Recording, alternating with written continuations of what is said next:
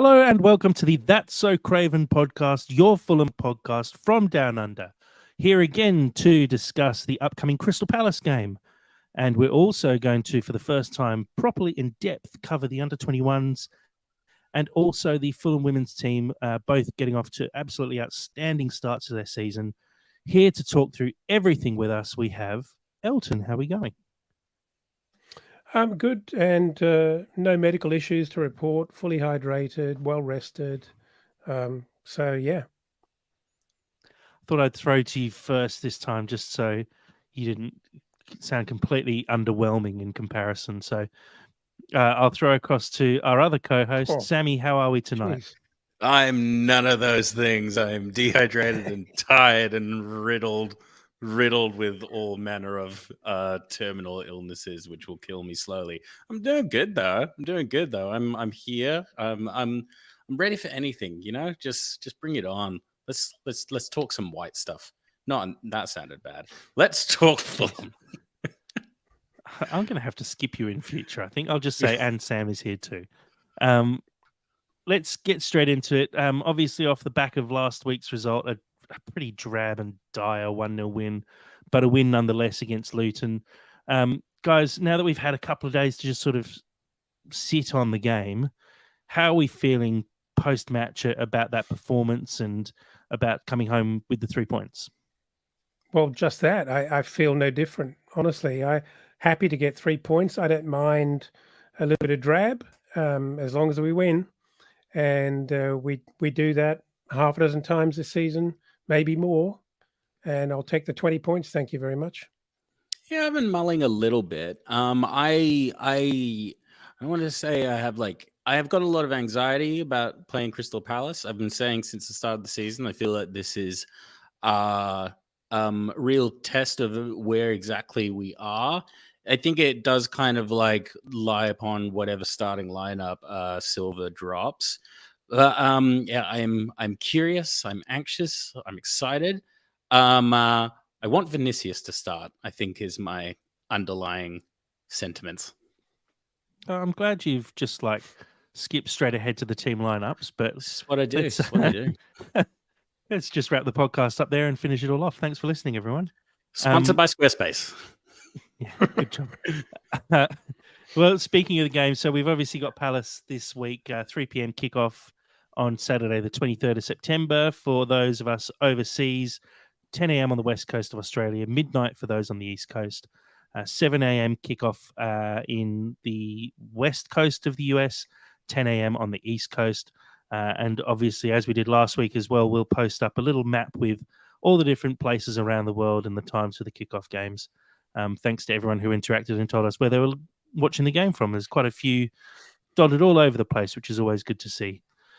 Let's jump into the form. We obviously know Fulham's form has been, I guess, a little bit up and down looking at that. But when you actually look at the last 5 fixtures, you see Brentford, Arsenal, Tottenham, Man City, and Luton. Obviously, Luton is the odd one out there, but Brentford hurts me to say it, but they're a decent side. And then Arsenal, Tottenham, Man City should all be expecting to challenge for Champions League spots. The fact that we've actually come out of those games, I know Tottenham is a cup game, but effectively come out of those games kind of level on points there with 2 wins, a draw, and 2 losses. Do we feel like we're sort of starting to find our feet a little bit this season? I think it was a brutal opening and a very difficult start, particularly given our preparation with injuries and, quite a lot of drama going on at the sort of latter stages of the window. It's been a really difficult opening for us, and I think we've got through it pretty well. Not a great showing against Brentford, but for the rest, not too bad. I mean, what you've missed there as well is we picked up points against Everton, which again was a little similar to the Luton game in that it wasn't fancy, but 6 points from those 2 fixtures, I'm okay. Yeah, you've got more? Yep. No, go. Okay, cool. Yeah, look, I've with this run of starting games, I don't really fully know where we are. It's been really choppy. It's been really stop-start. So I feel that this Crystal Palace game is probably going to be our best indication of how strong our side is, because I really see them as very on par with us, and I genuinely see them as like a good team. It's definitely not going to be the same team that we pumped. Was it 4-0 last time we played, or like 4-1? Because they've 3-0, Vieira's out. Yeah, something like that. Vieira's out. Roy Hodgson's cleaned up. I think they have some very, very good players, and I think they are well organized. I think it's going to be a very appropriate test for us. I'm just very anxious to see how we play against genuinely our equals, or at least they should be our equals, I think. I think you're probably right. It is our first real, I wouldn't say test of the season, because I'd say Brentford, as the table suggests, are sitting around us as well. But obviously, with the sending off in that game, it kind of ruined the potential to see where we sit this season so far. But Palace, like you said, they've got the same record as us so far, with 2 wins, a draw, and 2 losses. I'd say, in terms of the quality of players they have, it's probably pretty similar to our level. Yeah, couple of very good players, but in general, a pretty stock standard Premier League team, I'd say, and like a mid-table team. And it's the kind of team that we should almost be looking to replicate and then build upon, like teams like Villa and Brighton have done in the last year or so, a couple of years even. So I think this is going to be our first real gauge of how we actually are going to go this season, and how deep our squad is. But I have to say, I know Luton wasn't, I mean, it's a win, but it didn't feel like the best result, because you feel like you should really be putting teams like that away. I mean, that exactly. Luton side, we admittedly, it's a different side. Both teams are different, but we spanked them 7-0 a couple of years ago. And then down the track, we should be maintaining that sort of gap between us and Luton, and to only beat them 1-0 this time it doesn't feel like a loss as such, but just feels like maybe we should have scored a couple more, and it did feel like there was a bit of a gaping hole in terms of goal scoring that I'm hoping we start to sort of rectify in the coming weeks. Yeah, Luton game's a bit weird as well, because it comes off of previously shaky circumstances as well. So I think a 1-0 win is justified, because I did think I think that game was more of a bit of like a mental hurdle for us to get over and to come out with like a good result. But I wouldn't, to be honest, even if we would have got a draw, I wouldn't have been happy with it, but I would have been vaguely understanding, just because of the whole like Jow sitch. So yeah, there's a lot of intrigue for me. This is the first game I think that there's a real narrative, and I love a narrative. Yeah, fair call. Let's have a look at Crystal Palace's recent form. It's quite interesting looking at this, because they've had sort of similar games where they played Arsenal, lost 1-0, played Brentford, drew 1-1. They beat Plymouth 4-2 in the Carabao Cup, beat Wolves 3-2, and then lost to Villa quite convincingly 3-1. Actually, that wasn't convincing. There were a couple of late goals in that Villa game, so it was a tight one. But still, I mean, the scoreline at the end looks fairly convincing. Dad, looking at those results and the teams they've played, I mean, their only real win there is against Wolves. I don't think you can count a win against Plymouth in the Cup quite on the same level as our win against Tottenham in the Cup, for example, which was a pretty strong Tottenham team who we beat. Do we feel maybe because they got that win on the first day of the season, maybe the results sort of flatter them a little with just wins basically against Wolves recently? Look, we're somewhat at risk of trying to make sense statistically of a very small sample here, but look, they're not bad results. 1-0 loss to Arsenal, no shame in that. Holding Brentford to 1-1, better than we did, but I felt like a lot of things went wrong for us, and we sort of. I'm not sure the scoreline in that Brentford game against our game against Brentford really told the full story. I don't really know where Wolves are, but I don't think it's a great place. So 3-2, conceding 2 goals to Wolves, is that good? Probably not. No, I don't think so. And Aston Villa, they're a good side. So well, in that Villa game, Palace were 1-0 up in the 87th minute and lost 3-0. wow. Sorry, 3-1. I mean, There's an 87th minute goal, that's 8th bad. minute and 11th minute of injury time. Yeah, that's that's a major loss of concentration. I mean, we'd be pretty depressed if we lost that game last week in that fashion. Yeah, absolutely.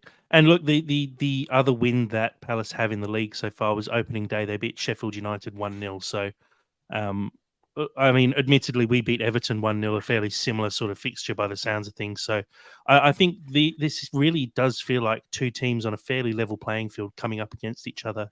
And I mean, it's kind of good to have this kind of game early in the season. It's just about how you respond to it and if you actually can make sure that you make the most of an opportunity like this, because a win here is actually really important for us in the way we set up the rest of the year.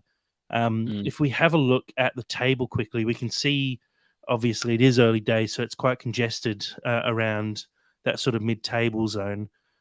Palace sitting on 7 points, a better goal difference than us. Obviously, that's after the spanking that we copped at Man City. But both Palace, Fulham, and Nottingham Forest all sitting on 7 points.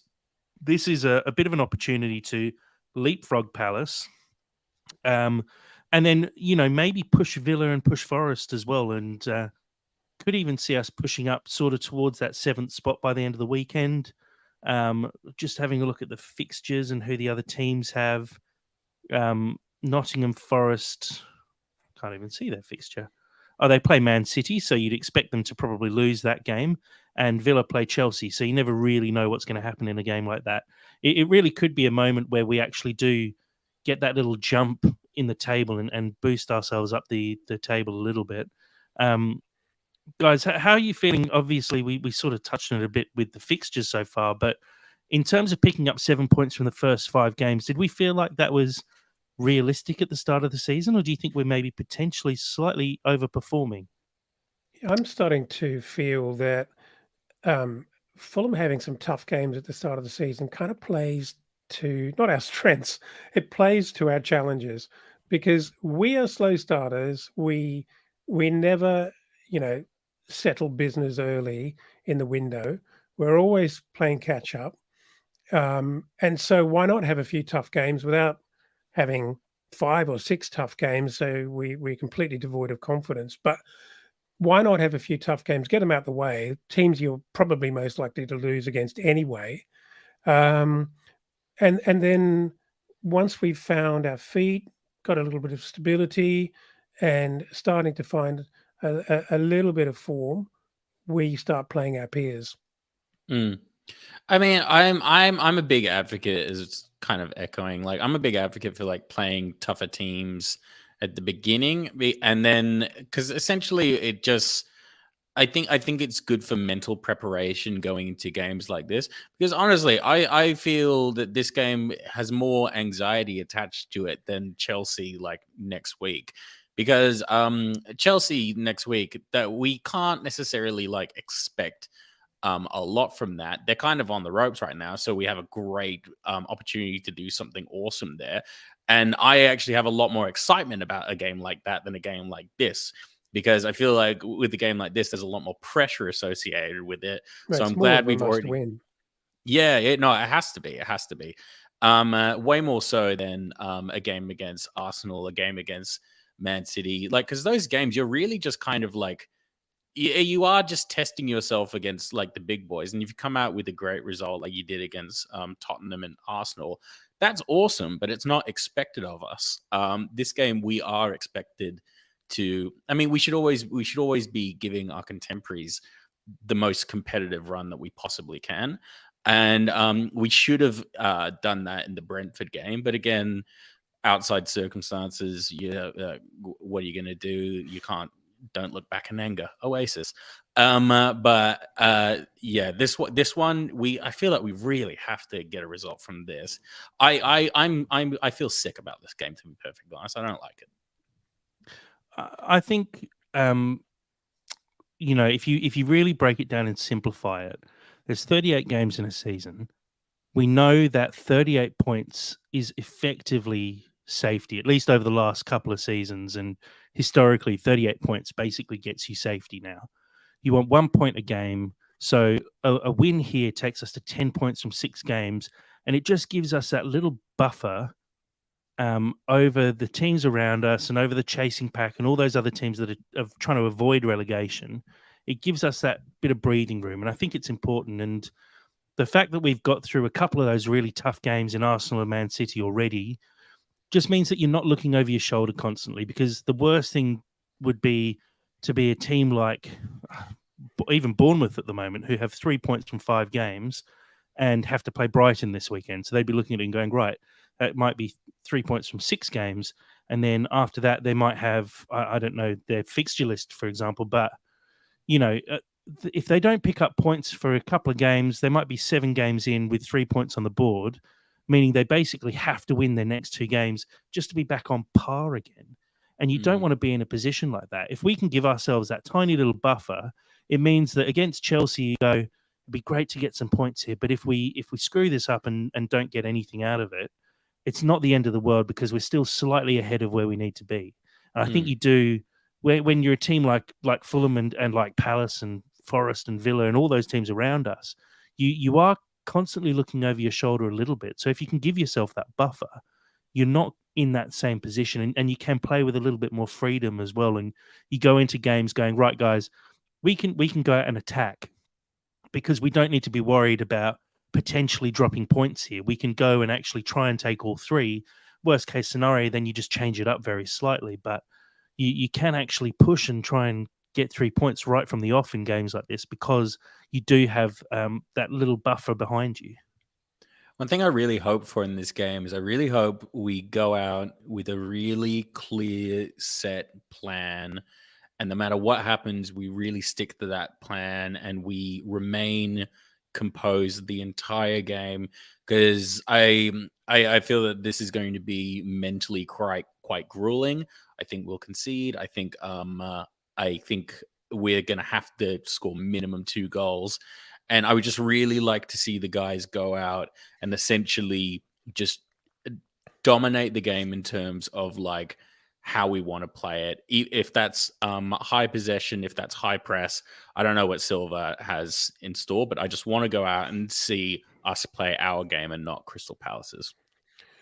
Well, there's an interesting sort of tension up front now for us, isn't there? You've got 2 guys really vying to be the striker of choice.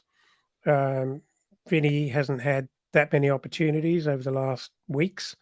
Jimenez trying his heart out. Everyone knows he's got the quality, but his form is awful. In terms of well, it's awful in terms of scoring goals, which is what strikers kind of predominantly need to do. It's awful. No shade on the guy. I'm just saying, calling it like it is. And so, those guys, whoever Silva selects to start, will be giving it their all. And I think that is a good thing. And Roy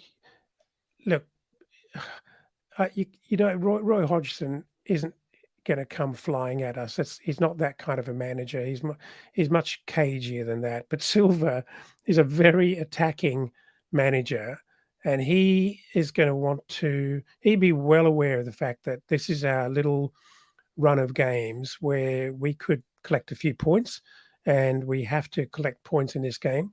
Hopefully 3. He'll be going hard. So I don't see us sitting back and being cagey at all. Not sure if I fully agree with what you said about like Raul. Just purely because like at the end of the day, we have been scoring goals. Like I don't think we've had a single game where we haven't scored yet. I don't know. Jack might be able to correct me there. Oh yeah, Brentford. That was 3-0, wasn't it? But I think as long as like we actually are scoring goals, and then we're creating opportunities to score. We're at least doing that. So at the same time, if Jimenez isn't like banging in like 3 goals a game, but he's contributing positively to goals being scored, I can see that as a positive. So I wouldn't necessarily say he's been terrible. He's just been unfortunate at not being at the end of those I didn't goals. say that. I did not Well, you use the word did. terrible. I said his form is terrible. If you measure his form in terms of scoring goals, Yeah, but I don't think that's necessarily entirely fair. I don't know, Jack. What do you reckon? I think it kind of is, to be honest. I think a striker needs to be judged on goals scored, and I think he now hasn't scored in, it could be something like 26 or 27 games.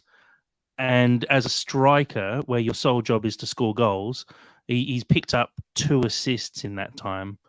And yes, admittedly, it doesn't tell the full story because you might be involved in the build-up play as well. And I actually quite like him. I think there's something there, but your main job as a striker is to put the ball in the back of the net. And it's not happening for him at the moment. I really do feel like once he does, he'll actually score a couple more off the back of it. But at this stage, I think you kind of have to set a line in the sand and just say you're still not scoring goals. We have to give someone else a chance because you can only back a striker so much. And I'm a big fan of backing someone in for an extended period of time and letting them have the opportunity to turn their form around. But I think 5 games now, I think he started all 5. I think now's the time where we probably have to go, right. Vinny's come off the bench and scored a goal. He's played, a handful of minutes this season, basically, and he's already ahead of you in the goal scoring charts. You've started every single game and can't put the ball in the back of the net yet. You have to kind of just say now's the time to make the change. Oh yeah, I can't disagree with that because I want no Vinny to one, start as well. no one inside or outside of the change room could point a finger at Silva and say that he hasn't given Jimenez a really decent chance. And I think Silva's pretty good at doing that. I know he does like to back form, but he's also very prepared to back the man and say, if I see you as my man for that given position, he does actually back people in. But look, I don't mean to create any pressure on the guy. Not like Silva's listening to me, but I don't wish to suggest that he should be kicked out. What I'm saying is that I like the tension that's developing between Vinny and Jimenez, and I think it's healthy, and it hopefully forms a basis to drive both of them to do their very, very best. And look, he's scored 6 goals in his last 53 appearances since that pretty horrific head injury. So it's understandable that it takes a while to bounce back. But I just feel like as a striker, you need to start scoring goals. And if you're not scoring goals, you can't really argue with a manager who says, I'm going to have to go with someone else. The only way to keep yourself in the team as a striker is to put the ball in the back of the net. So, yeah, I mean, between the 3 of us here, are we all pretty much on the same page that it would be great to see Vinny start this Palace game? Oh, totally. He's the guy for it. Like the guy under pressure. He's like a CIA agent. Like I've never seen. I've like he's our big money player. He just always turns up when we need him. It's great. I love him. Well, the shadows cleared away, and Vinny is no longer, okay, Jimenez has got international caps. He's got quality. He's a known player and he's a proven player.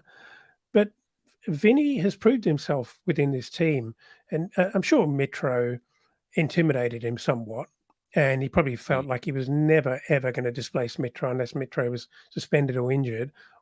Even a run of 8 terrible games would still not see Mitro dropped from the starting lineup. He might get subbed, but he was never going to get dropped. And now it's totally different. And I think Vinny's got, beyond the bravado of, the tomfoolery, I actually think he's really starting to believe that he can do it. I really do. and No, I I love think it. I think that's true as well. And like I think he has love from the fans and definitely love inside the locker room as well. Like there's truly no disputing that. He's very adored, and I feel that he's this is probably the peak of his career right now. Bless him. He's probably never going to play for Brazil, but I mean, for this season and for at least until like the next transfer window, he's very much could be our starting striker, and very well deserved. Yeah, no, it's the era of Vinicius, and it's a beautiful, I think beautiful he, thing. I think he's going to actually do it. No, I me actually too. think he's going to come on and actually have a bit of a red hot Yeah. period. He seems like one of those like very like beautiful people that just thrive when they get a spotlight, and all they just need is confidence. And like he could not be more confident at this time and place. I think the other thing as well to consider is we don't play the same style of football that we did last year. Last year was obviously all based around dollar in the jar, Mitro, and the way we put the ball on his head and played in a very specific way. And Vinny had to fit into that style. Now we actually have the ability to play a style that suits Vinny, and I think Vinny and Jimenez's styles are actually fairly similar. They're very slightly different players, but they do things in a similar fashion at the same time, if that makes sense. Kind of. And so I think we're actually able to get the most out of these guys now because we don't set up every training session to be doing one particular thing constantly over and over again. We're in a position now where we can actually play to Vinny's strengths, which I think is a massive difference and will be hugely beneficial for him as well going forward. And same with Jimenez as well, because you're not trying to pretend to be someone else. You get to be yourself as a striker, which just helps you exude confidence as well on top of that. Speaking of, let's have a look at our top goal scorers for the season. This is something we'll be continuing to keep an eye on as the season goes on. I've marked Vinny as the top goal scorer, and why not? Because he's the most recent one. Even though he is tied for first, 1 goal apiece for Carlos Vinicius, Bobby Decordova-Reid, Andreas Pereira, João Palhinha, and Tim Ream. I'd like to see Tim Ream maybe pop up and score a goal this weekend and sit on top of the top goal scorer charts for a week. I think that would be really nice. Could definitely probably happen. frame it and put it on his wall at home. Our predictions for this coming game then, guys. It's our second last game in September. It has the potential to be a really good month for us, actually, barring the Man City game. But Sammy, your prediction for this game? Yeah, I've gone for a 2-1. I'm kind of surprised that Dad also went for a 2-1. I want to hear the justification for that. I give away his prediction as well. It's just your prediction, Sammy. It's literally on the screen. Like there is, yeah, it's right there. Come on. Yeah, no, I reckon if we are going to win this, because I'm being optimistic in saying that we are going to win this, we're going to have to score a minimum of 2, because I reckon we will concede. I don't know if it's going to be Palace scoring first or us scoring first, but I think minimum 2, and then essentially we'll just have to control the game. Hopefully, as long as we play our game and don't get caught out, I can see that being the end result. But I could also see a 1-0 as well. But I think we're going to concede. Would you like to have a multi on this, Sam? No, I'm just self-righteous. Anyway, go on. Yeah, sadly, I don't think we've hit the point in the road where I can back us to have a clean sheet. I wish that was different, and it will possibly hurt us over the next few weeks if we can't improve on that. But I don't know where it's going to come from. I'm not necessarily forecasting that I'm really scared of the Palace strike force, but I think we will concede a goal. But I feel like whoever starts for us is going to get at least 1, and then one will come from elsewhere. Whether it be Pereira or the guys on the wing, or who knows, maybe someone from a corner. Who knows? But I feel like we've got 2 goals in us. Yeah, I definitely don't see Vinicius scoring 2. hopefully see him scoring one. Or actually, more likely, I think it's going to be Raul off the bench. Genuinely think it's going to be Jimenez off the bench to score at least one. But yeah it's going to be interesting. That would be I think you amusing. really do need to put a multi down on this game, Sammy, because you seem to have worked the whole thing out in your head already. Yeah, I just like narratives. I can just see it. It's I like love the Mighty way- Ducks. I love the way Sam actually talks you through the sequence of goal scoring as well. Mate, how it's going to happen. Yeah, it's a Proper storyboard. crystal It's ball. yeah, and it's Remember the Titans. It's all that good stuff. It's the longest yard. I play the whole thing out.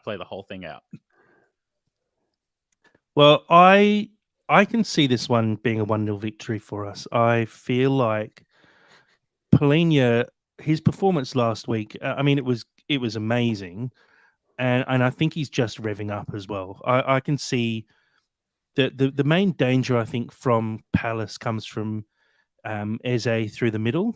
He creates a lot for them, and I just can't see him getting past Polina. And I think that's actually where the shutout comes. I think Odson Edouard is Palace's centre forward at the moment. He is scoring goals, but I just feel like our defence, I reckon there's probably going to be a change this weekend as well. Wouldn't be surprised if we saw Calvin Bassey come in, because Palace do have that little bit of extra pace. And I wouldn't be surprised if we went with Bassey and maybe Diop just to try and lock down that pace a little bit more and bit of physicality as well. But yeah, I can see us getting a shutout and actually getting a clean sheet here and a couple of clean sheets. I don't think we're going to score bundles of goals. I'd love to see us score 2, but I really think this is probably tending towards a 1-0. Yeah, I can totally see that. Like I've only said 2-1 just because I can just see Palace scoring on us as well. I can see them breaking our defense somehow. I think we will. I think you are right. I think we will shut down Eze for the vast majority of the game, but they still got Elise and Edouard. I think he's really strong as well. I mean, like, he scored last time we played against him. I'm pretty sure. I feel like I remember that. Could be wrong. I'll say it now. I'll take another dirty win. Of course you will. One thing though, it does appear that Elise is probably going to be out. He did a hammy a little while ago, and it seems like he's actually been sidelined for a significant period, it says. So we won't see Elise playing against us on the weekend. We will see Eze though, but I mean that's a big out for us as well. He's a very classy player, obviously wanted by a number of big clubs in the transfer window, and Palace might keep hold of him. But yeah, the fact that he's going to be missing will definitely make a difference for us. I think apart from that, they do have a pretty clean bill of health. So yeah, it's looking like it's going to be a really good game. As we've sort of said, they're sitting about our level at the moment. So it's going to be really good to actually get a bit of benchmarking for this season, because it's been hard. You can't benchmark yourself against Man City. You can't benchmark yourself against Luton. They're two different ends of the scale. So to play a team who are sitting level with us in the league, it's going to be a really interesting game. And I'm looking forward to watching this one and really seeing how Fulham dig deep and seeing if we can actually come out the other side with all 3 points. And hopefully we can. And we've all predicted that we most definitely will. So, guys, let's move on now. This is a sort of a new segment for us. For the first time, we are going to be covering the under-21s, and we're looking to do this in more detail throughout the rest of the season. And as our slide on our live stream says, the under-21s are currently cruising, sitting top of the league, 4 wins from 4 games. Really good results as well in the EFL Trophy, where they've had draws with Portsmouth and Leyton Orient, who are both League One sides. And look, guys, I mean, it's tough for us because we've only just started really trying to follow the under-21s. But Dad, your thoughts on how they're going so far this season and the talent sort of sitting in and around that squad? Oh, look, impressive. And I think, as we were talking earlier, they are doing exceptionally well, notwithstanding the fact that some of the best talent in that side are actually out on loan. So if you consider who they're competing against, in that league. It's exciting, and you know, I haven't really watched a lot of their highlights, but I did take the time to watch a little bit that was up on the Fulham website, and the quality there is, you know, is not miles off senior football. And I guess you'd expect that because some of those players are sitting on the bench occasionally for us. So you know, you would assume that. But look, I guess as we've been saying for such a long time now, and I know it's a widely held view, it would be so good if a majority of these guys see their way through to the first team over the next few years. And I guess that's what we're trying to help bring an awareness of these players, so that when they do make their way onto the bench and hopefully into the team, everyone knows about them. Yeah, the thing I really appreciate about them is just their tenacity. Like, they score a lot of goals. Like they seem to counterattack really, really well and just be really, really strong in attack. I mean, their last game, they scored like 4 goals.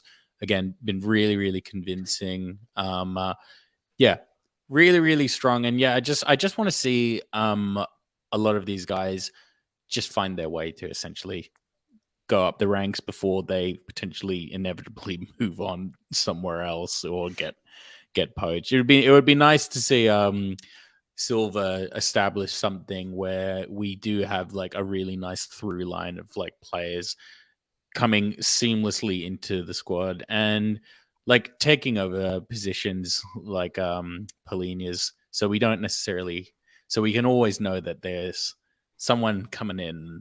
Yeah, that's I mean that's the dream, isn't it? It's an interesting point you make in saying, you know, that we do have a pretty bad history, at least in the last few years, of letting some of those really top class youth players go. I think of players like Patrick Roberts, who left for Man City, Harvey Elliott. Admittedly, these guys went on for fees, not huge ones, but there's also guys like Matt O'Reilly, who's having a really good spell at Celtic at the moment. Luca De La Torre. There's a lot of guys out there playing, you know, a really good standard of football, who we've sort of let slip through our fingers. But I do feel like, and I don't know if you guys have noticed as well, there's a number of players who are now signing contract extensions, and it feels like maybe Fulham are putting a little bit more emphasis on signing up these under 21s guys for slightly longer contracts, but just securing their futures as well. Well, I think, yeah. Go on, Sammy. Oh, I was just going to say, the Brentford and Brighton models of succession within the club, like the club for like players, has been so well established now. I mean, you can't not see how successful that's been and want to essentially follow suit. So I think, especially for mid-table clubs like us with like a lot of like talent, it really should be in Fulham's best interest to essentially see those types of like models and actively be looking to essentially capitalize on that. Because honestly, as well, I mean, not to get too grubby about it, but honestly, you can make a serious financial killing, as these clubs have like established very, very recently, if you essentially put in place precedent for these younger guys to essentially come into the squad. And then if they do want to move on, they can, but at least actually get them to the point where they're actually in the squad first, established, even if they're just on like rotation. I mean, it's a really, really strong thing that is, I feel that lots of clubs will be trying to do this, but we're in the best position because we just have such a strong youth team. Yeah, I said it last week. I just feel that something may be changing. I'm not sure if that's just wishful thinking, but it feels like with some of the contracts that have been signed recently for some of these young guys, it seems like things are changing, and there does appear to be a switch in emphasis on our youth and trying to keep them, and hopefully, if we start believing as a club that we are actually safe somewhere around the mid-table, forgetting our ambition for a moment, but just somewhere safe around the mid-table, maybe for a couple of years, that'll give Marcus Silva the headroom to know that he can confidently give these young guys a go. You know, and maybe our transfer policy, being as modest as it is, will mean that he's forced to look that way. Yeah, it'd be really nice to see like a system established, as in like an actual play style that complements younger players actually coming in. Again, Yeah, you're not going to get that. No, but it can be done. It like because it's being done at Brentford and Brighton and like other places. Well, Jack's shaking his head, but like, go Well, away. I'll stop you there because Brighton don't sign players for their academy who come through into They sign really good young first team players who are picked out of nowhere. They don't actually play in Yeah. their academy. Fulham have outperformed Brighton's academy for the last 5 or 6 years, maybe even longer. But Brighton still Brighton have a and system, Brentford, no, but they don't sign players to their academy. That's very different. We're actually talking about players who Fulham are very good at identifying players at like the age of 9, 10 years old and having them stay at the club for 10 years and come up through the system. And then unfortunately, we've been really bad at retaining those players. Brighton and Brentford don't do that. They sign players who are already 20, 21, 22 and basically put them as backup for the first team straight away. It's a very different system. And I actually think our system is better than those. We've just been really poor at actually keeping hold of those players. If you keep hold of some of those players and look at the kind of team we could have now, imagine having Harvey Elliott, Ryan Sessegnon, Matt O'Reilly, these guys who are all chopping up for Dan Byrne, even someone like that who came through our academy. Chris Smalling got bought into the academy as well. These are top end players, and we've just let them slip through our fingers. That's where the problems lie.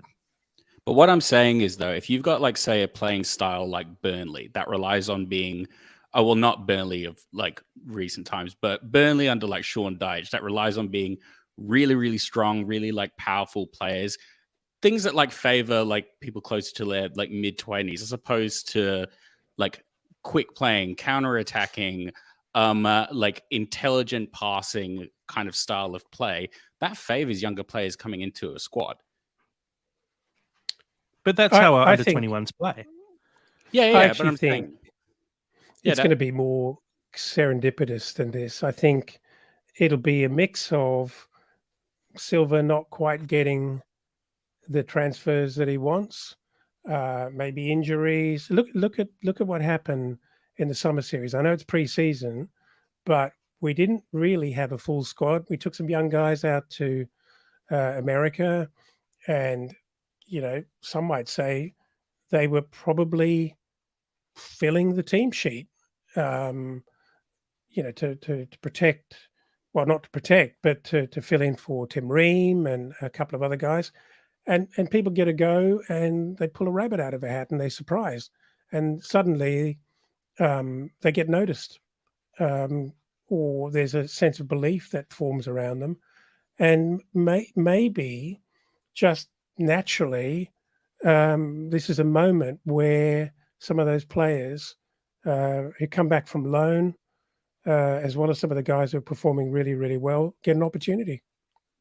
Also, as well, sometimes the path to true enlightenment isn't looking outward, but looking inside your youth team.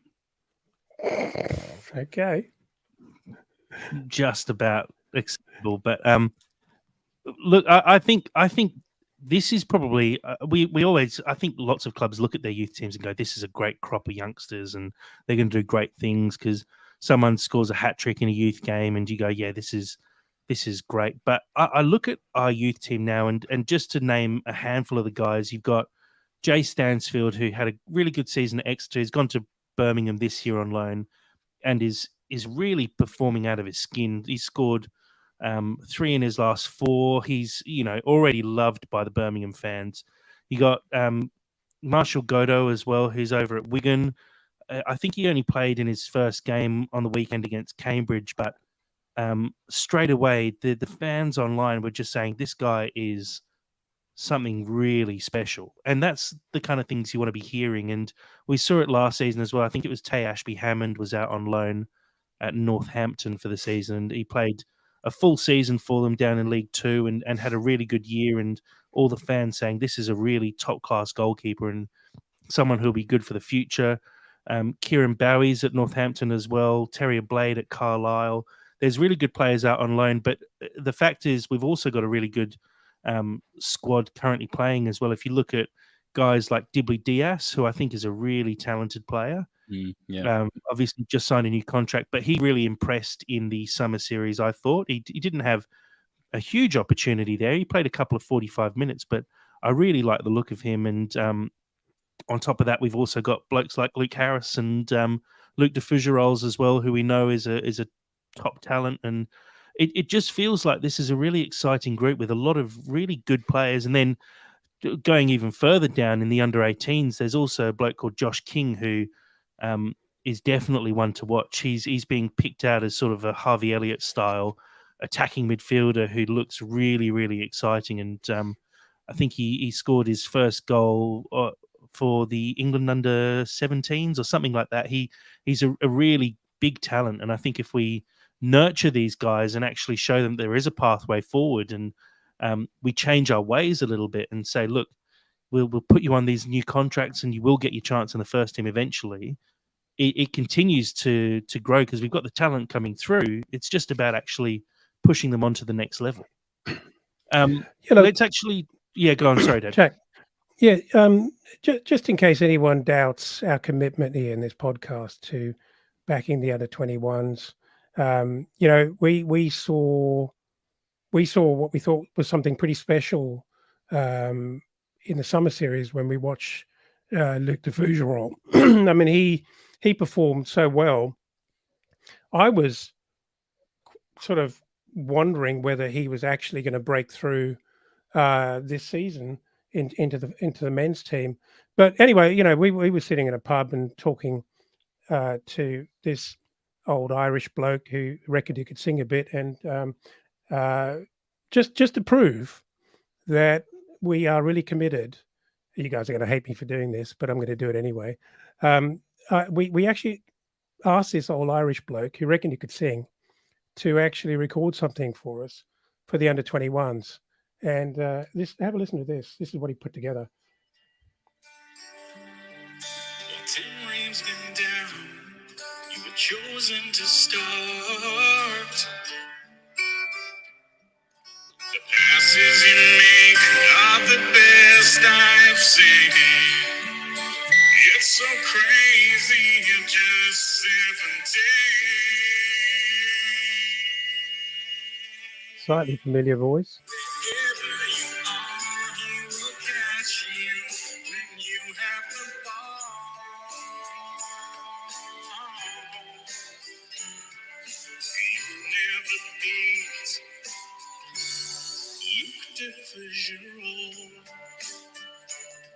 Yeah, my production company is going to.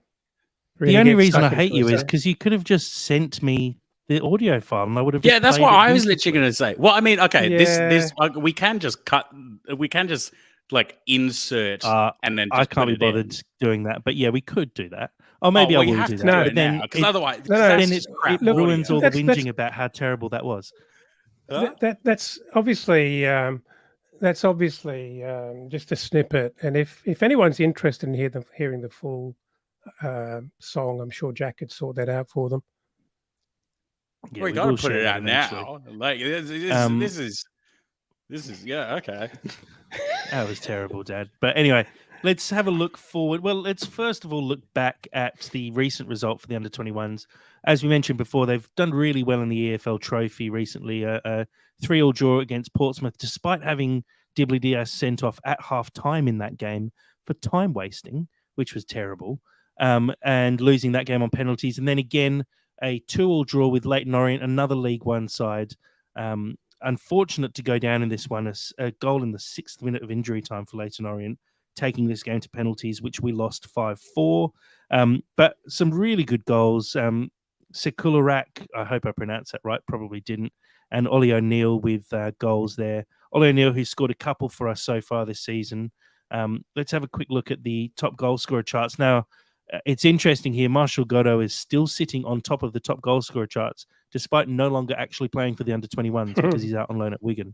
But just shows how good a start of the season he got off to. He was scoring goals for fun, and he really is an He looks impressive really talent. good. And I'd love to see him get in and around the first team over the next couple of years. But really, I think the best thing for him is lots of first-team football. And, you know, it's a good level to be playing at. Playing for Wigan, who are a big club as well. They have really good support. I really hope he has a good season and puts a few balls in the back of the net, because I think that's what you need as a striker, is just pure confidence. But Ollie O'Neill's sitting not far behind him with 4 goals, Callum Osman with 3, and then a bunch of people: Callum McFarlane, Delano McCoy-Splat, Chris Donald, Tyrell Works, Georgios Okas, and Christian Sekularak. So they've all got 2 goals so far this season. And look, this is a really talented squad, and I'm looking forward to covering them in more depth. And look, in the league so far, they are absolutely killing it. Their last 3 league games: a 5-2 win against Crystal Palace, a 5-1 win against Southampton, and a 6-1 drubbing of Brentford. These are really talented players, and I think keeping an eye on them for the rest of the season is going to be really enjoyable, because firstly, I think they're going to be winning a lot of games. I can't see teams getting past them when you're scoring 16 goals in your last 3, and only conceding a handful on top of that. You have a look at the next upcoming fixture. Fulham take on West Bromwich Albion. That's on a Monday night. I believe these games are sometimes covered by FFC TV. I'm not 100% sure that they're all covered by FFC TV, but I do know that they do get live tweeted as well. So do follow along on the Fulham Twitter for that. And then a quick look at the league table as well. Tottenham's sitting top.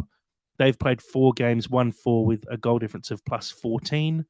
Fulham also 4 games, 4 wins with a goal difference of plus 9.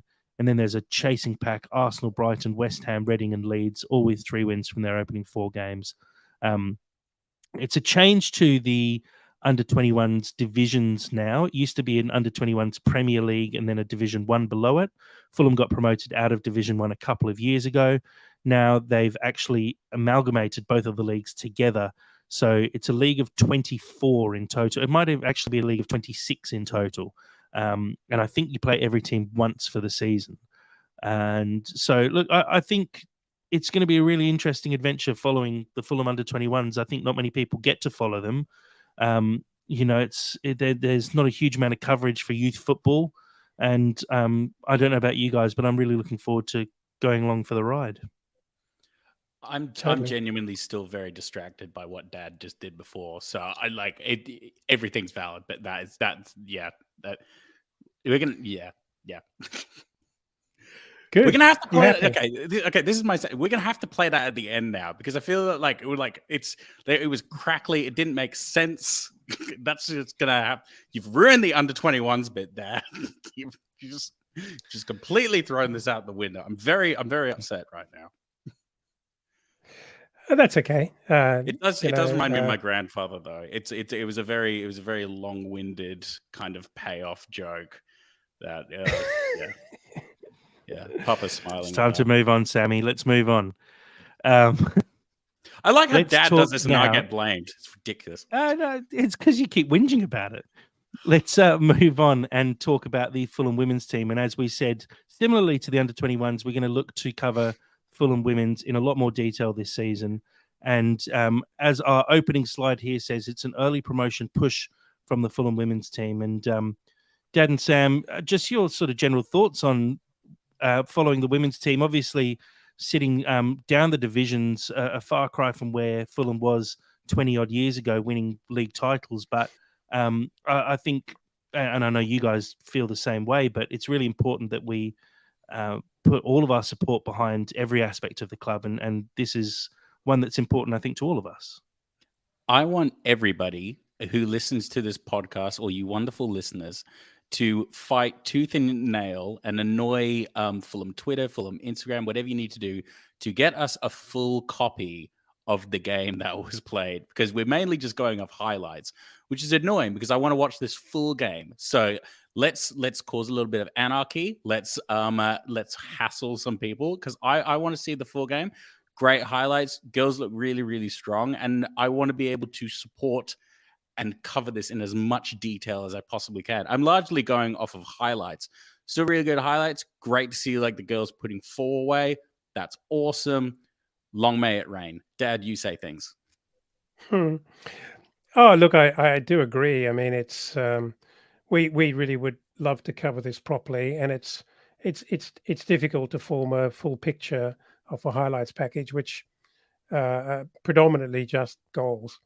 And so, yeah, if whoever is listening and whoever can bring that about, please help us out, because we would dearly love to study it, analyze it, watch it, enjoy it, and talk about it. They're strong goals as well. These girls are really dominant, and I want to marinate in this. I want to fully be along for this ride. You know.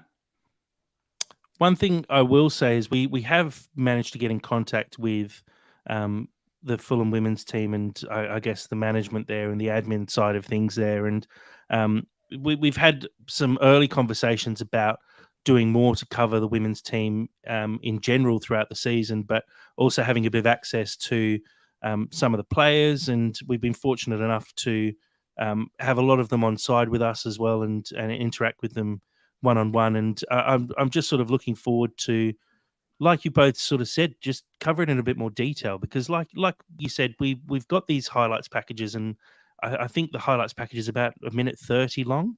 And it's great seeing all these goals going in and seeing how well the girls play, but I'd love to be able to see the whole game and just see the movement. And, just as an example, the man of the match was given to, we're going to test my memory now.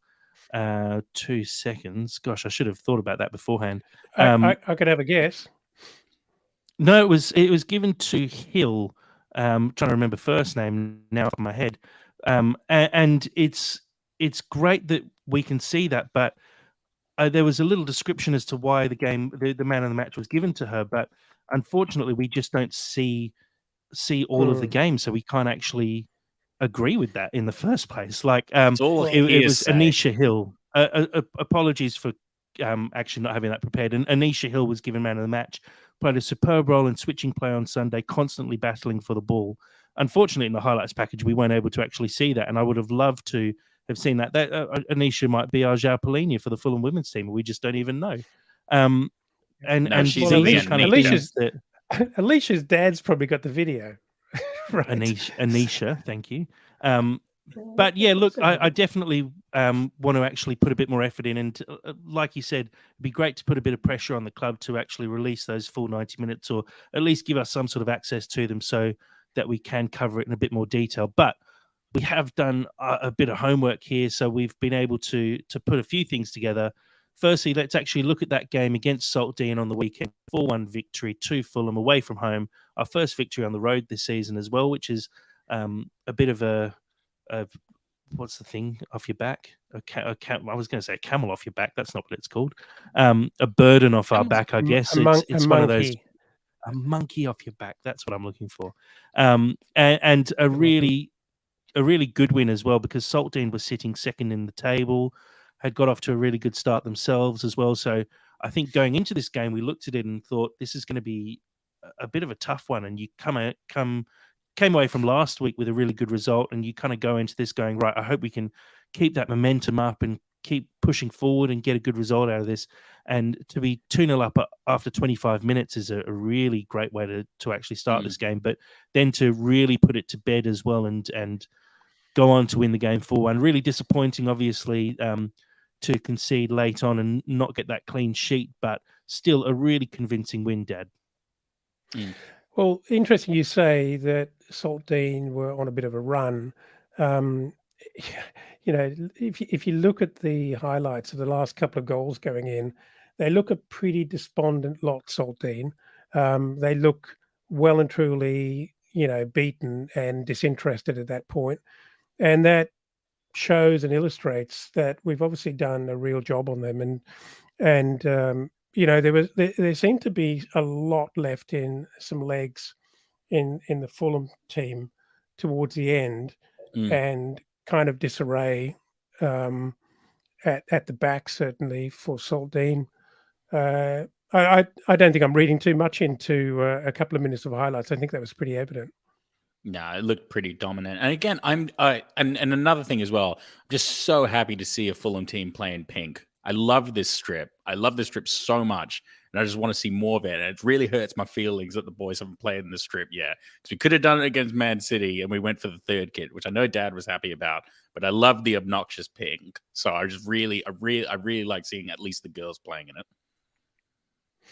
Yeah, look, I think it's hard to say that Saltine were despondent at that point. I think we just played really well. I mean, that second goal for Georgia Heisman is really good work down the wing from Mia Adway, I think it was, who works really hard, chases a bit of a loose back header, and then lays it off beautifully for Georgia to basically hit it into the back of an open net. But I want to talk about the first goal especially, and I'll actually bring it up on our live stream. I know this is only for those people following on live, but we can talk it through at the same time, because it's not often that you see a goal scored with an outswinging corner going straight into the back of the net.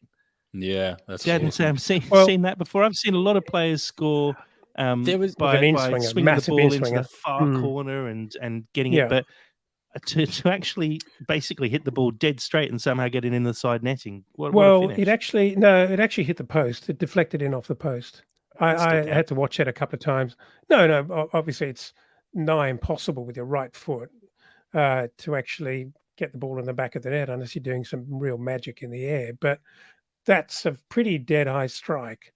Didn't Tia Foreman do something similar a couple of weeks earlier? She did, yeah. So weirdly, that is our second goal direct from a corner this season, which I hope they're working on that on the training ground, because that is a very niche thing to be working on in training. Well, I was going to say it exudes just like extreme talent pissing around in training. Like that's essentially trick shots, which like you can only really do when like you're messing around like the highest level. I remember there was a video weirdly like years ago of like Harry Maguire doing a whole bunch of like those trick shots. I'm not sure if you've seen that. Like from like the corner, he did a couple of ones of those, but like it's so hard to do that in a game with like high pressure. So that just kind of gives you an idea of like where like the girls are actually at in terms of like their confidence, and just being able to pull stuff off like that. It's awesome. It's really good to see. I think also it's just really good to see the ball getting put into good areas as well. Obviously, the keeper's struggled there a little bit. The ball's gone over the top of her head, but you're putting the ball to the back post, making the keeper work hard to actually get near it. Even if that doesn't go in, it's gone over the top of the keeper and caused a lot of issues for the defense there. So I think putting balls into the right areas, we talk about it all the time. It's the most important thing, and we saw that with the second goal as well. Georgia Heisman getting her first for the afternoon. A proper poacher's finish. Ball comes across from the left. I think it might have been Mia Adaway again for the assist. Unfortunately, I don't think it was. Quite see who it was. Could have been Lily Lambert, maybe. I'm not 100% sure. I want to say it was Sophie Manzi, but I could be wrong. Possible, but it's a really good ball across the face of the goal, and Georgia Heisman, classic Mitro style, right place, right time, there for the tap in, and makes absolutely no mistakes there as well. Puts it away, well, a 2-0 victory, 2-0 lead there at half time. She actually anticipates it beautifully and peels off. The defender is actually I wouldn't say ball watching, but certainly not watching where Heisman is, and she peels off and unopposed. Really nice finish, beautiful finish. Just good movement in the box, which is exactly what you want to see from your striker. And then second half as well, Heisman's second goal for the afternoon. We sort of touched on it before. Really good work from Mia Adaway down the flank. She gets the ball in, hits it sort of over the top of her head and runs onto it. Defender gets there first and aims a header back to the keeper, but massively underhits it. But the main thing here is Adaway just actually following up the ball and continuing to chase it down. does a really good job getting to the ball and a beautiful layoff as well. It was really deft, I'd say, is the best way to describe it, to the feet of Georgia Heisman, who has an open goal to put away her second for the afternoon. And then I think Mia Adaway really deserved that goal as well that she finished off with. Sweeps the ball home from around about the penalty spot into the far corner. Really just a solid finish. And that's what you want to see, is when you're putting shots on goal, you're actually putting them away.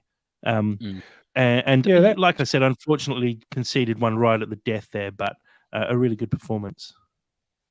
that third goal I thought was, well, certainly the probably the standout team goal of the day. Obviously, some really good individual talent, but I think it was Sophie Manzi who wins the header, bounces beautifully for Mia Adaway, and she does an almost she turns her opponent and almost Paul Gascoigne style flips it over her head, and then pressurizes the fullback, who panics and underhits a back pass, or sort of back pass header, which forces the keeper out, and she sees the moment, and Adaway's onto it, but with incredible composure, could have had a shot, but cuts it back with the outside of her foot, and then Heisman, who I personally like to prefer to refer to as G on the inside, but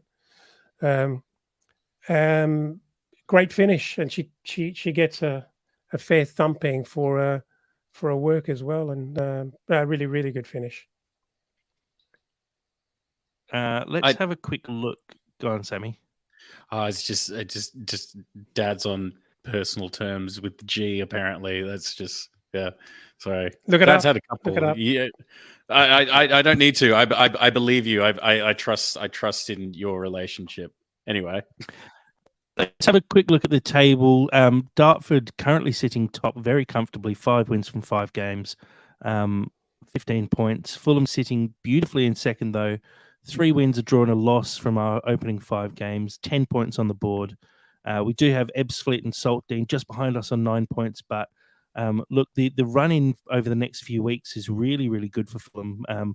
I believe we played Dulwich, Millwall, Aylesford, Enfield, and Dorking. So it might be Sutton and Dulwich that we play, but basically we play all the teams in the bottom half of the table over the next 5 or 6 weeks. There's a real opportunity for us to actually pick up full points in that time. Looking at Dartford's run in that time, they've actually got a pretty tough one. I think they have to play Ebbsfleet, Saltdean, and Ashford. So we do have an opportunity here to put a lot of pressure on Dartford. And I think the main thing for Fulham, and we've seen it when we talk about the men's team as well, when they were chasing promotion out of the championship for a couple of years, it's all about just keeping the pressure on. That team, as a Dartford, are going to be looking over their shoulders constantly. We know that only one team gets promoted out of this league, and so it's really important that you don't let anything slip. And as soon as Dartford drop a point, Fulham need to be there ready to take that spot. And so I really hope that the girls can take all the confidence from the last 5 fixtures and really push forward and put together a really good run. If we have a look at the opening 5 fixtures of the season, the 1-1 draw with Ashford and the 2-1 loss to Dartford, obviously slightly disappointing, but still good results against teams. You know, Dartford sitting top and unbeaten so far. To lose 2-1 to them is kind of understandable. Ashford, first game of the season, sort of finding your feet, but they've really hit the ground running. 14 goals in the last 3 games, conceding just 4 and 3 wins on the trot. I just really hope that we take this confidence through for the next few fixtures and really make something of it and really put a run together and put some pressure on that top spot. Having a look at the top goal scorers for the women so far this season, Dad, your best mate apparently, Georgia Heisman, sitting on top with 4 goals. Overtook Sophie Manzi, who's had a really good start to the year as well. She was on 3 goals.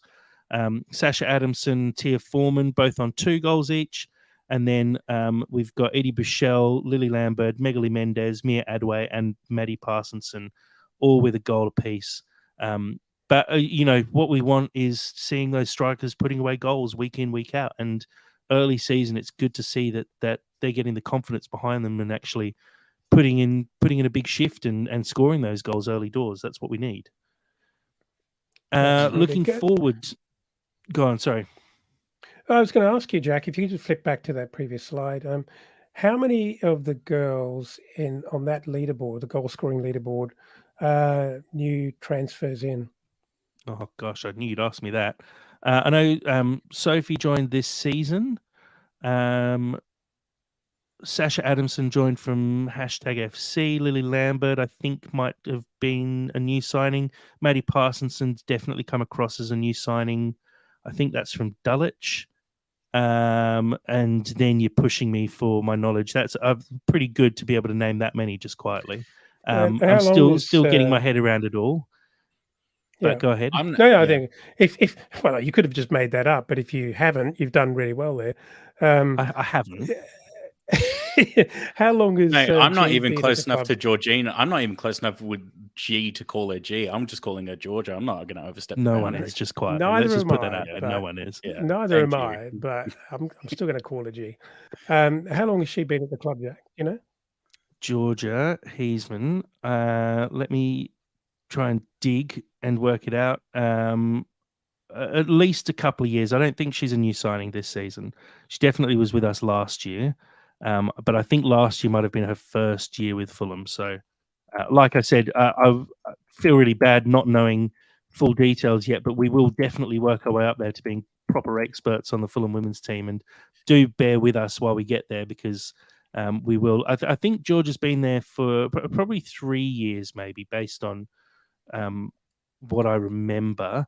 But it's good to see. Obviously, Sophie Manzi's come in as a striker as well, and will be pushing. So it's nice to see that there's a bit of competition in some of the spots, and we've made some really good signings this year. The biggest thing to know with a lot of these signings we've made is that we're signing players from 1-2 divisions above us, and it shows real. I guess forward thinking that we're looking to get promoted and put together a kind of squad that is almost too good for this league, because that's kind of what you need to be to get out of this league, because of the fact that there's only one position available for automatic promotion.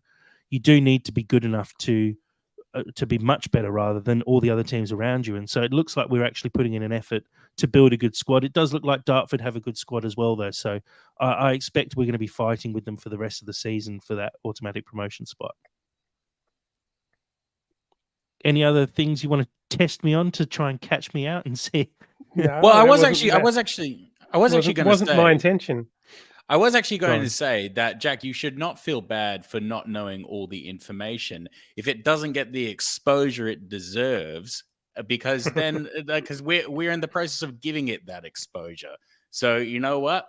You should not feel bad about that. It shouldn't be your job to search up desperately information.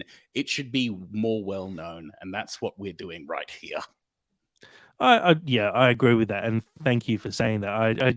I more feel bad because, like you said, the information is just not out there. So I piece it together through Instagram, through Twitter, through the occasional posts from the Fulham Women's page, and I do appreciate all the people who put in the effort to report a lot of that news. Fulham Lilies obviously do a really good job following the women and support the women, and there's a few people out there in the Fulham community, I guess, who do the same. Obviously, the Hammy End do report on the women's games as well and put match reports together. But I just want to do a bit more than that, if that makes sense. And I think this is a really good platform to do that. And look, it's not going to be regular week in, week out, because like we said, there's, unfortunately, at this stage, there's only the highlights packages we're able to go off. And once we get access to those 90 minutes, I think we'll be able to really go into a bit more depth and start to know these players inside out, which is kind of what we want.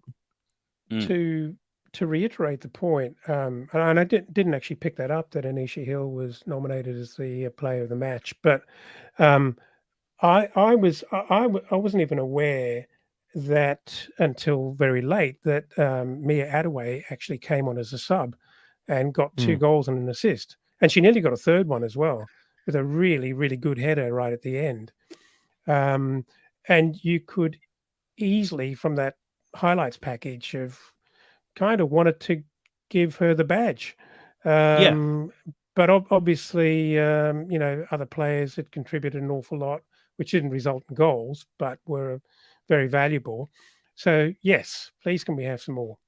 I was about to say, mate, you can't blame yourself for not getting the exposure. We're just one. Well, it should be of many, but we are just the one. Yeah. We'll get there. We'll get there. Yeah. Let's look forward though and shine some light on the upcoming game. Fulham now have a run of fixtures at Hotspur Park. I think the next 4 Fulham games are all at home. The next one, Sunday, the 24th of September, against Millwall Lionesses. It's a 2:30 kickoff. Like I said, I don't think these games, unfortunately, get covered by Fulham FC TV. I believe the Fulham Lilies and Fulham Supporters Trust are actually putting some pressure on the club to get these games included in FFC TV going forward. And I echo that completely. I would love to see that happen because I think the under-21s, the women's, the under-18s, these sides should be we should have access to these guys, and it shouldn't be that you have to live within a short drive of Hotspur Park to go and see these people play. They all play for Fulham, and we're all Fulham fans at the end of the day. And I love being able to watch the men's team every Saturday night. I would actually love to be able to watch the women's team as well every Sunday as well. So, look, I think we can all just say, please do get behind the women. And if you do live in the area, or even if you don't live that close to Hotspur Park, I think it's still worth getting out there, especially for games like this against a team like Millwall, who will probably bring a few supporters along themselves. It'd be great to really see those attendance numbers push up as the season progresses.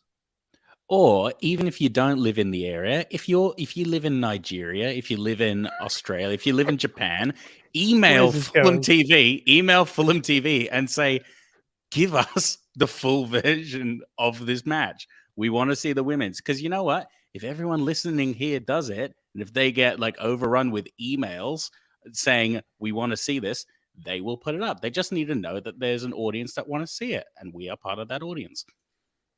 And if anyone, just harking back to the under-21s, if anyone saw that game against Leyton Orient, it was very exciting and well worth a watch. I can't imagine that any Fulham fan wouldn't really enjoy that. So there's plenty of stuff to feast your eyes on here. And as Jack said, if you're a Fulham fan, why would you not want to get around all of it? Exactly. So look, guys, it's actually been great to cover effectively 3 different teams all in one podcast, and I think we've done hopefully a really good job in covering everything. And I'm looking forward to a big weekend. The men's team take on Crystal Palace on Saturday. We have the under-21s taking on West Brom. I think that game is on Sunday. Let me just double check that. Sorry, the game's Monday night against West Brom. That's at Keys Park. And then the women taking on Millwall at Hotspur on Sunday. So it's a weekend full of Fulham fixtures, and hopefully we see Fulham bring home 3 wins. And I think it's actually a really good opportunity for Fulham to bring home 3 wins from 3 between the men's, the under-21s and the women's team. So good luck to everyone going out there and putting on the Fulham shirt this weekend, because we really hope that we have a clean sweep this weekend. So, guys, I think we're probably ready to wrap it up there. It's been a decent, long podcast, and we've managed to get through a lot of stuff. So thank you so much for joining me. Dad, thanks for coming on tonight. Thank you very much. I've enjoyed it. Nice to talk about a variety of things, and I hope that we can continue to follow the 21s and the women. Looking forward to it. And Sammy, thank you as well. Oh, you're welcome. And I know you're wrapping up, but I do want to. I'll pull it down, and I want to shout out the fact that we've been officially doing this for over a year now. I think that's crazy impressive from us that we've stuck it out. We're fully cemented here in doing that, and I think that's a milestone that I wanna say with admiration and pride. And maybe we can go into more detail on it next episode. I don't know, but. I feel I'm proud of us. I'm proud of my family members, and thank you for having me. it's actually classic that I think our 1 year anniversary was actually a couple of weeks ago, and it totally passed us by. And then I remembered it during the week and said, "Oh, geez, we should really post about that," and post it up on Twitter.